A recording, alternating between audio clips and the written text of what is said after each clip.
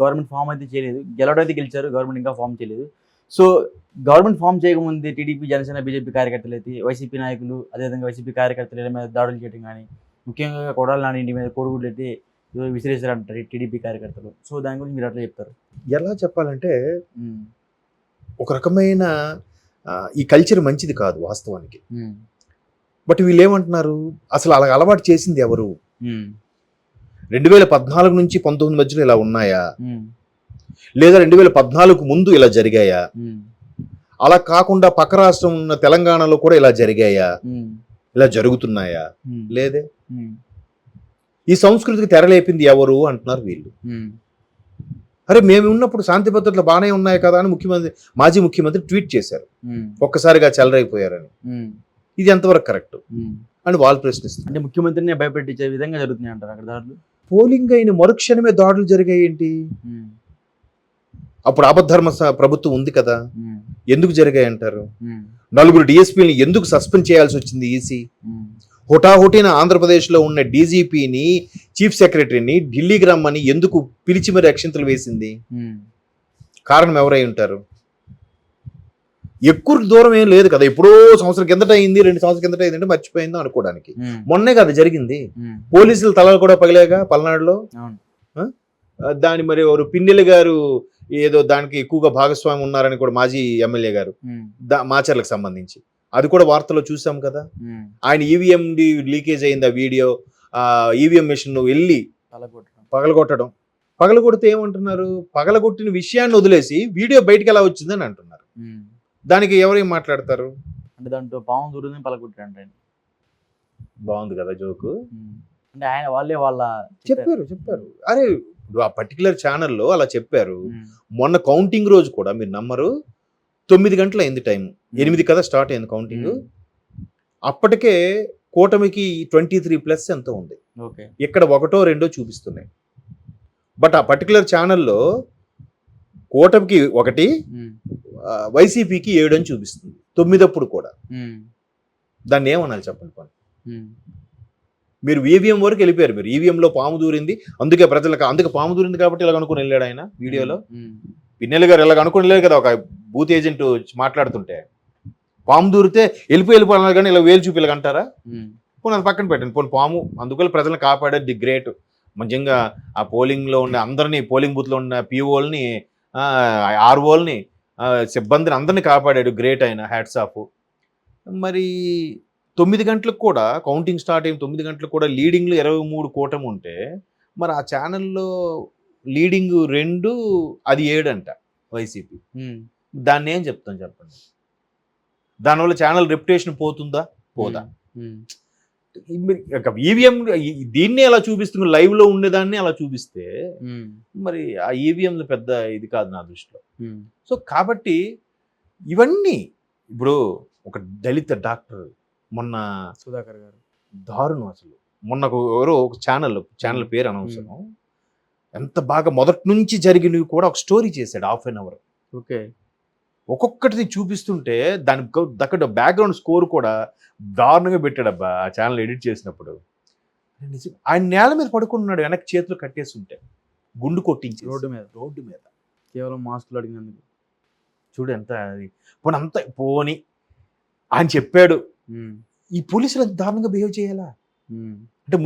అంటే ముఖ్యమంత్రి నుంచి ఎంత ప్రెజర్ లేకపోతే వీళ్ళు అలా బిహేవ్ చేశారు. ఒకటి ముఖ్యమంత్రి నుంచి ప్రెజర్ బట్టి ఇలాగ బిహేవ్ చేయాలి, లేదా వీళ్ళకైనా ఇంకిత జ్ఞానం లేకుండానే బిహేవ్ చేయాలి.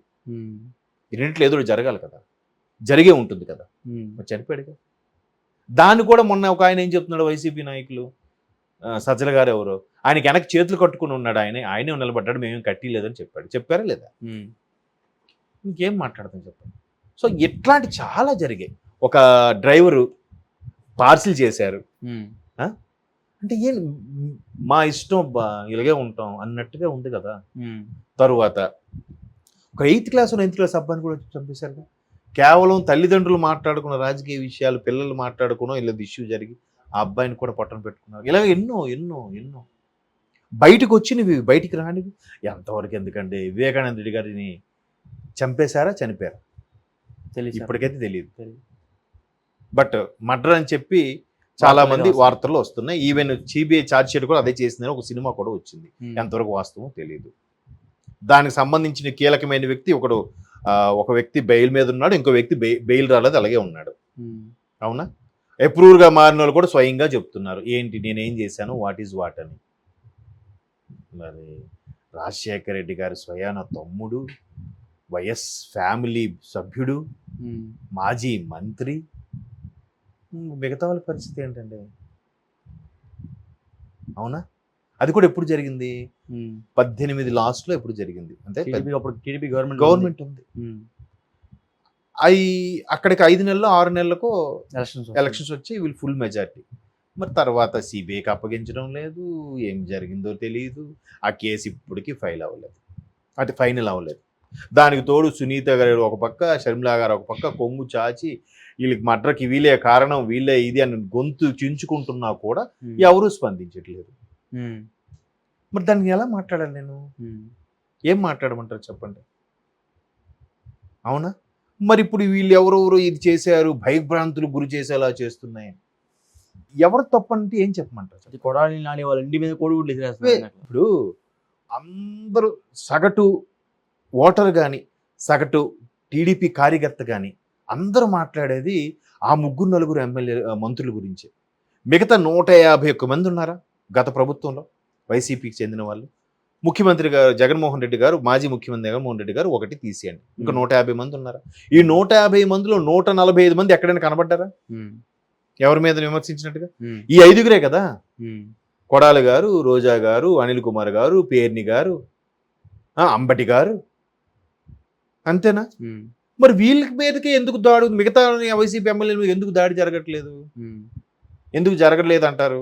కొడాలి నాని గారి ఇంటి మీదకి ఎందుకు దాడి జరిగింది అంటారు? అంతర్వేది ఎక్కడో రథం కాలిపోయింది, లక్ష్మీ తగలబెట్టారు. రామతీర్థాల్లో రాముని విగ్రహమే చెడగొట్టారు. తర్వాత ఉభయ గోదావరి జిల్లాల్లో ఇదే పిఠాపురం కొన్ని చిన్న చిన్న దేవాలయాలు కొట్టేశారు.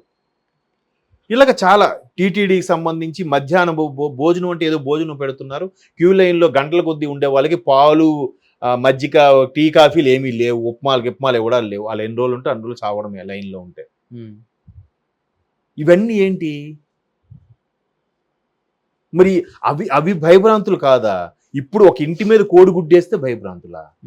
ఎవడో సంబంధం లేని రజనీకాంత్ వచ్చి చంద్రబాబు గారిని మాట్లాడితే ఆయన కూడా వదలలేదు కదయ్యా. ఇదే కొడాలి గారు ఏమన్నారు? ఆడ సీకేసిన తాటెంకలా ఉంటాడు. రజనీకాంత్ అండి, సూపర్ స్టార్, ఆసియా ఖండంలోనే హైయెస్ట్ పెయిడ్ రెమ్యునేషన్ యాక్టర్ ఆయన.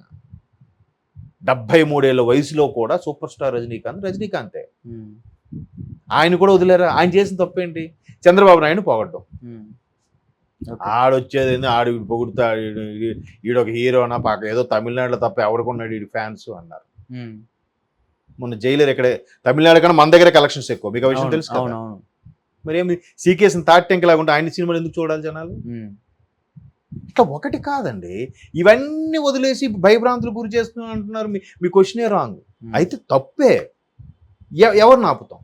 ఎవరిని ఆపగలం? ఎంతవరకు చేయగలం? అంటే ఏంటంటే ఆ ఆవేశం చల్లారిపోతే సెటరేట్ అయిపోతారా? ముందు కూడా ఒక అమ్మాయి మాట్లాడుతుంది, ట్రోల్స్లో చూశాను. అరే పేర్లు పెట్టి, గత ప్రభుత్వంలో ఉన్న ప్రధాన సలహాదారులు కానీ కొంతమంది నాయకులు పేర్లు పెట్టి, ఒరే మిమ్మల్ని వదలంరా, చెప్తాను మీకు ఒక్కొక్కడికి, పోయిస్తాంరా మీకు అని అంటున్నాను. ఆమె పేరు రమ్య ఏదో చూశాను పేరు కూడా. ఇట్లా మాట్లాడుతున్నారు. అంటే పెద్దవాడు అనుభవజ్ఞ ఆలోచన ఉంటుంది, చిన్నవాళ్ళ ఆలోచన ఒకలాగా ఉంటుంది.